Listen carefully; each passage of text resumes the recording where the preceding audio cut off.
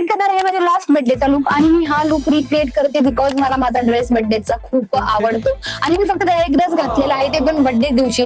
त्यानंतर मी त्याला घातला नाही कारण की मला तो खराबच करू वाटत नाही, एवढा सुंदर आहे. जरा तुम्ही पण रेडी राहा माझ्यासारखं ड्रेसच्या प्रेमात पडण्यासाठी थांबा दाखवतो म्हणा. अच्छा एवढा पांढरा शुभ्र ड्रेस इकडे तिकडे घालून मी कसा खराब करू शकते. हा आहे माझ्या लास्ट इयरचा बर्थडे ड्रेस जो मला अप्रतिम आवडतो आणि माझ्या सर्व वेस्टर्न कलेक्शन मधला हा टॉप 1चा ड्रेस. तुम्ही बघा